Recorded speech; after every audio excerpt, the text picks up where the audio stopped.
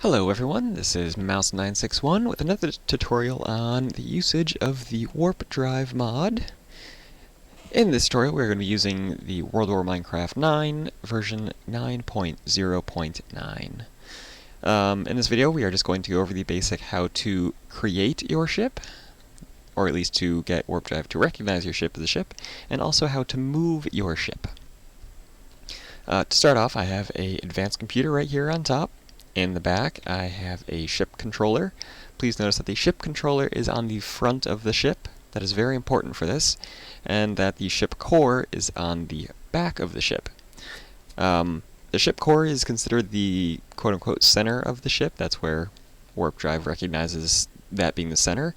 And then the controller, whatever side the controller is on, is the front of the ship. It is also necessary to connect a computercraft computer to the ship controller. Also, being that the ship core requires power, I put a advanced subspace capacitor, which I spawned in right next to it, and as you can see on the top of the screen, it has power. So now I'm going to right-click on the advanced computer, and first time I open it up, it'll say what I want to set the ship name as. I'll make this one Red 3.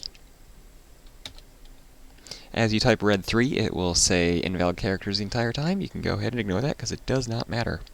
So, when you get to this menu, all you do is press the 1. As you can see right here, it says ship core is 1. You just press 1, and there you go, you are inside the ship.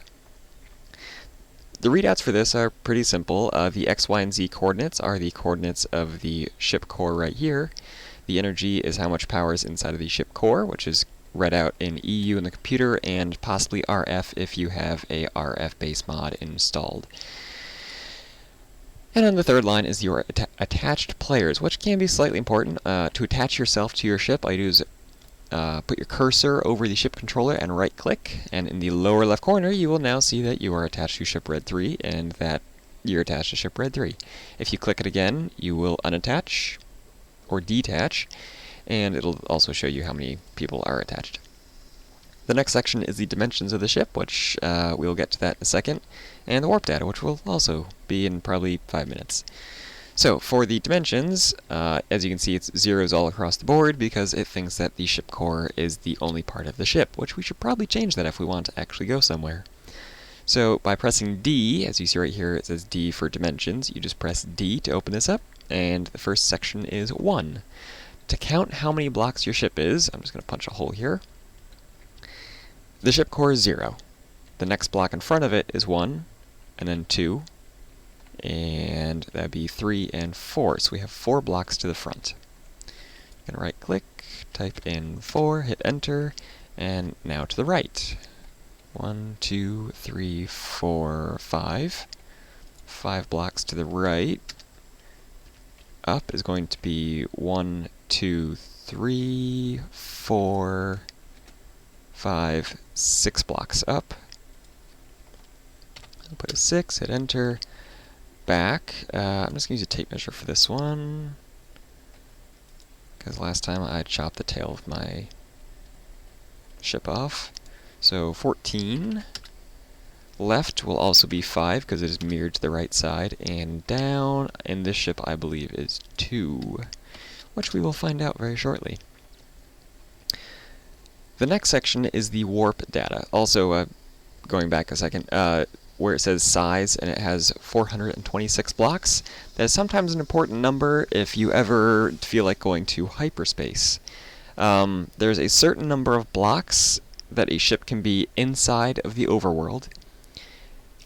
There could be any number of blocks in space, and to go into hyperspace, I believe you have to be above 3,500 blocks, which really, when you start building a bigger ship, it adds up pretty quickly, so you don't really have to worry about it. So next, we want to move the ship.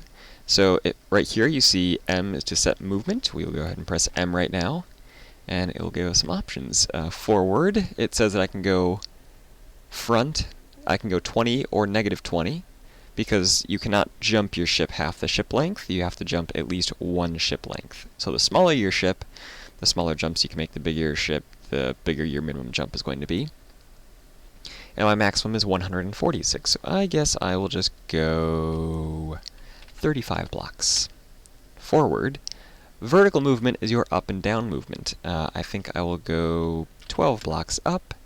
Lateral is left to right. I think I'll just stick with a 0. Now this next part's a little bit strange. It says rotation, and you can't really type anything. What you have to do is you have to use the arrow keys. Forward is front, back is the down arrow, left arrow is left, and right arrow is right. What this does is it first jumps your ship to the position you have already chosen, and then it spins the ship in whichever direction you'd like to go. So, just for the sake of it, I will stick to the front, because I don't want to get too confused quite yet. I'll hit enter, and you can see all of your warp data down here. We're going 35 forward, 12 up, distance of 37 blocks total, and how much power it requires. Also, you have a destination coordinates, just in case you want to precisely land your ship inside of something else, such as a cave, or dock your ship inside of a space station, you know, just things like that. So now, quite easily, we're just going to press J to jump, and on the bottom it says, "Are you sure?" and you hit Y for yes, because I would like to jump. If for some reason you wanted to not jump, you just press N. Also, if you are plotting your movement, when you press M, as in mother... Oh, hello witches. That's quite strange. Okay.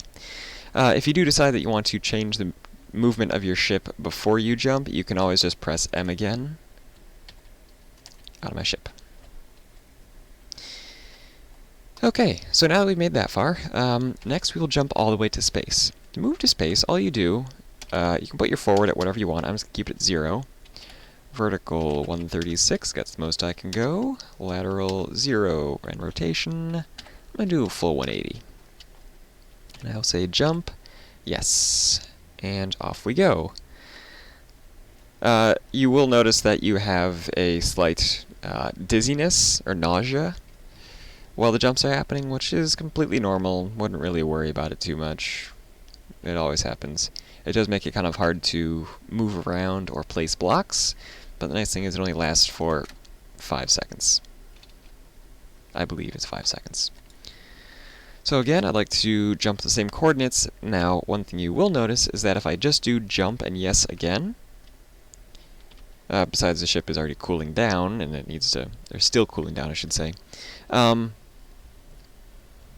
previous jump movement is still saved in the computer, so you can just rapidly jump forward just by opening your computer, hitting J and Y to jump.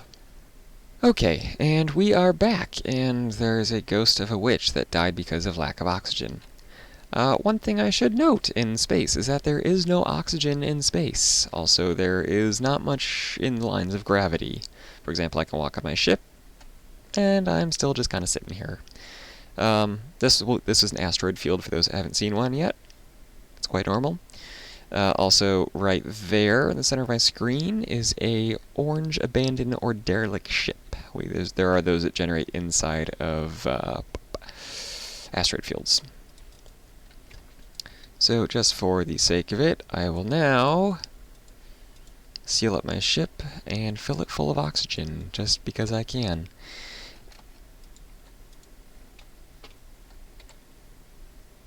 Actually, I think I'll pass for now. So, everyone, thank you for watching. I will eventually have a video of a much larger ship jumping into hyperspace, because only larger ships can jump, and this one is not big enough to jump into hyperspace. I will probably tack it onto the end of this video, but thank you for watching, and come back in a couple minutes.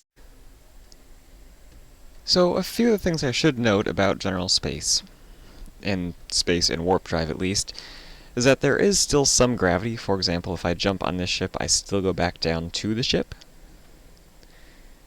And if I fly up and I let go, I still slowly go back down, and then I rapidly accelerate down. Also in space, there's always sunlight. The sun is always above you, you can always use solar panels, and the solar panels will always be getting power because of the sunlight. Depending on what mods you're using, though, if there's any mods that, let's say, turn you into a vampire, that's going to be a problem. Because, again, the sun is always out, meaning that if a vampire is ever in space, they're going to have some problems because of the whole sunlight thing. Also, as we traverse through this quick asteroid field, I did notice the ball of gas here. The blue bubble there that you see is really nothing that special. It is a transparent block. It cannot be harvested, it cannot be mined, but you can go right through it like it's nothing. Just keep going through it, pop out the other side, nothing ever changed.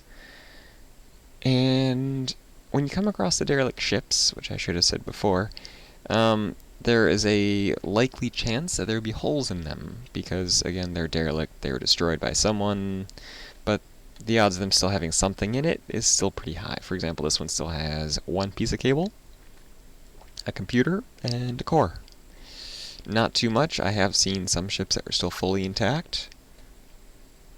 But, yeah. I think that's about it. Not going to hyperspace today, because I don't have a ship ready for it yet. But some notes about hyperspace, it's almost the exact opposite. There is no sunlight in hyperspace. So there is that. Mostly because of the fact we don't want people to just sit there. But also in hyperspace, if you travel one block in hyperspace, it's like traveling 100 blocks in normal space or the overworld. Think of the way the nether works, how it's, I do believe, 8-to-1 ratio, where you travel one block in the nether, it's 8 blocks in the overworld. Hyperspace is a 1-to-100. It can make for very quick and easy travel across the universe, but there's nothing there. It is empty.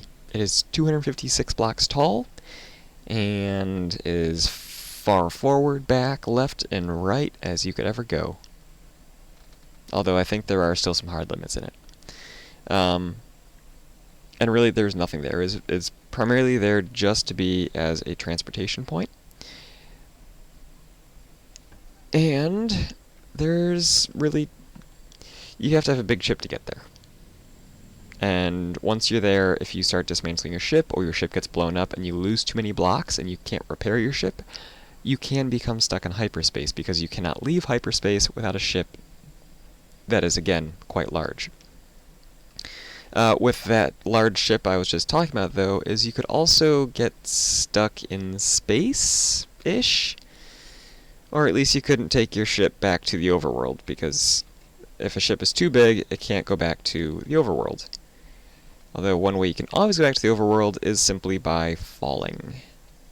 Minor downside to that is the, whole atmospheric re-entry thing, where it causes a lot of heat. So I'll just float down. Actually, I'm flying down, because I don't want to bounce around planets. It takes too long. So yeah, I was going down. Y is 20, Y is 15, Y is 5, 3, 1, 0. And I should be there. But once you start to re-enter, you will be on fire, and you will be falling. Neither of which are good. See, look, I'm falling.